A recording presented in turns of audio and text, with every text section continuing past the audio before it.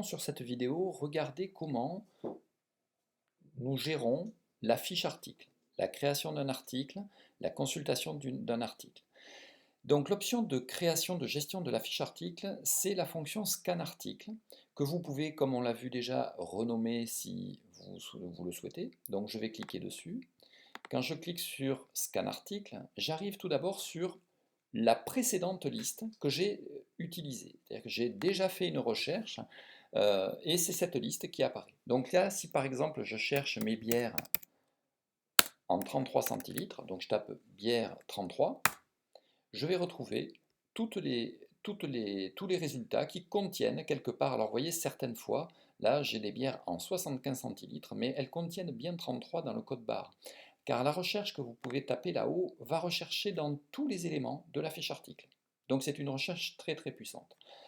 On retrouve donc dans ce premier écran la possibilité de consulter le stock. Par exemple, cette bière blanche en 33 centilitres, je vais pouvoir, en cliquant ici sur mes 5557, consulter tous les niveaux de stock de mon magasin, de mon dépôt.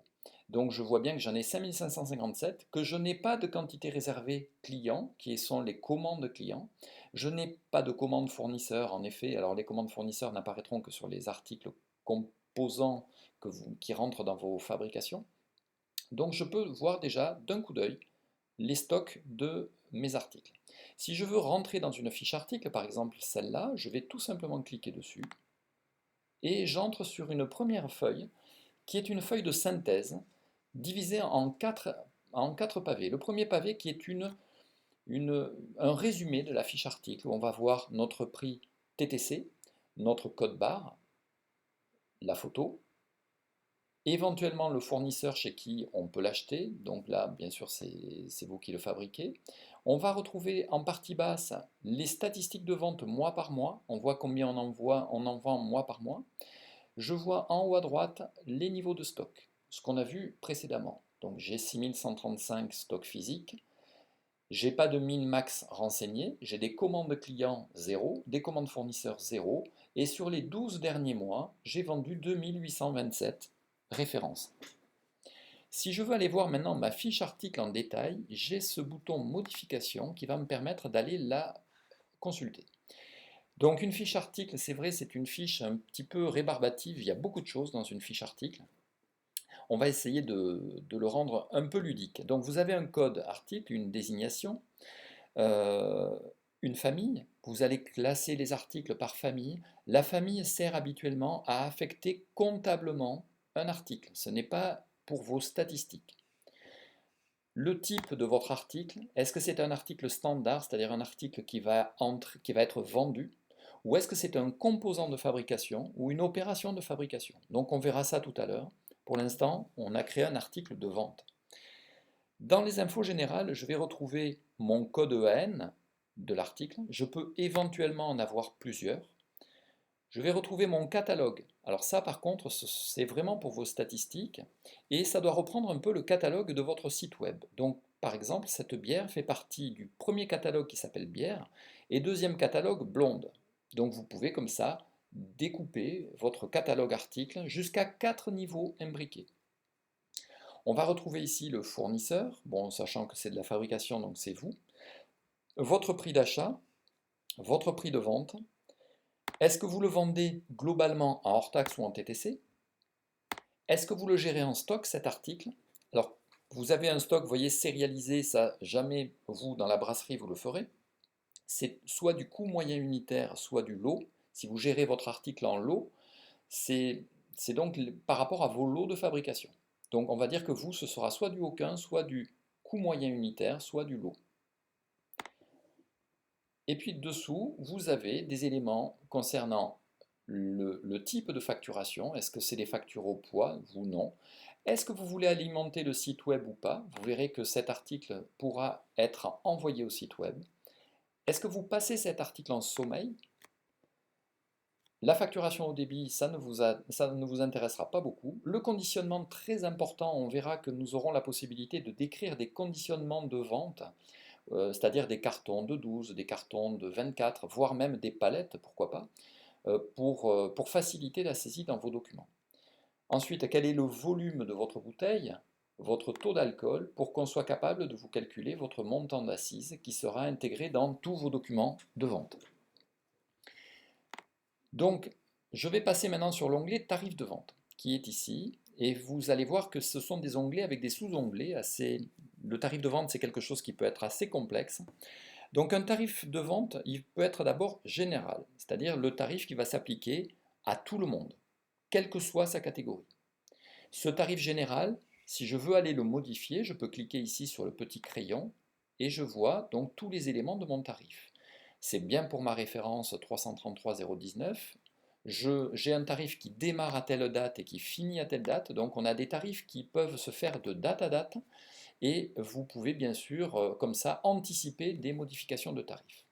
À partir de un article vendu, je veux que le prix de vente soit de 1,47 € hors taxe, sachant que bien évidemment ça c'est le prix de vente hors taxe, assises incluses.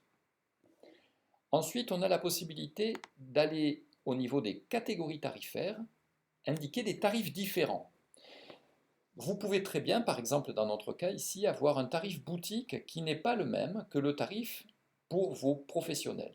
Donc on va indiquer que pour les boutiques, pour la boutique, vous le vendez déjà non pas hors taxe mais en TTC à 2,20 € dans mon cas. On a encore la possibilité de faire un tarif par client.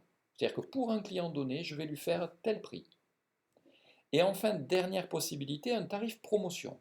De telle date à telle date, je vais avoir la possibilité de mettre un tarif exceptionnel parce que je fais une promotion sur tel produit sur une période courte. Voilà pour les tarifs de vente. Vous voyez, c'était quelque chose d'assez lourd, mais c'est compliqué les tarifs. Ensuite, vous avez votre onglet fournisseur où, pour tout ce qui est fabriqué, vous pouvez très bien ne pas le renseigner comme ça a été fait là. Lui l'a renseigné, mais on n'en a pas besoin, c'est vous qui fabriquez. Donc ça va surtout être utile pour les articles que vous achetez, des capsules, des bouteilles et autres. Donc on va pouvoir, quand on crée avec ce petit plus un lien article fournisseur, là, aller rechercher quel est le fournisseur chez qui vous achetez ce produit, indiquer un prix d'achat, le par combien toujours, c'est-à-dire que vous pouvez indiquer ici que le PCB à l'achat de votre article c'est 16 par exemple, vous l'achetez par 16, par colis de 16 ou par colis de 100. Donc ça, c'est très important, le PCB d'achat. Et quelle est la référence de cet article chez le fournisseur? Puisque vous verrez que dans notre commande fournisseur, on indiquera la référence au fournisseur pour qu'il comprenne votre commande. Je n'enregistre pas. Un onglet un peu rébarbatif pour tous, c'est l'onglet comptabilité, mais qui est très important, où on va retrouver le compte général dans lequel on vend, on va inscrire la vente, et puis le taux de taxe. Et enfin l'assise que vous voyez en dernier. Très important à faire quand vous créez vos articles. On a presque fini, donc nous avons encore quelques petits éléments concernant les gammes qui pour vous n'ont pas d'intérêt, ce sont des tailles et des couleurs, dans la brasserie ce n'est pas quelque chose d'utilisé, l'écotaxe non plus. L'unité et le coef étiquette, ça pourra être utile à ceux d'entre vous qui ont des magasins pour indiquer le prix au litre. On fera sur ce point une vidéo. On va pouvoir aussi indiquer ici, est-ce que cet article a une nomenclature de fabrication? Est-ce qu'il suit une recette? Et dans ce cas, il y en a une, car c'est un article que l'on fabrique avec la bière que vous avez brassée, une bouteille, une étiquette, une capsule qui fait la recette de votre produit. On peut indiquer aussi sur cet article une marque ou une collection, ça peut être utile aussi même pour vous. Et très important à ne pas oublier, quelle est votre unité? Est-ce que là vous vendez à la pièce? Puisque vous verrez que quand on travaille sur des articles comme vos matières premières, on va travailler plutôt au kilo, au litre, à l'hectolitre, on verra ça tout à l'heure. On ira dans l'onglet recettes plus tard. Donc votre article déjà, un article de négoce, il est terminé. On peut bien sûr aussi attacher une image pour qu'on ait une interface un petit peu plus agréable. Voilà pour la fiche article. On va voir maintenant les particularités de la fiche article dans la production.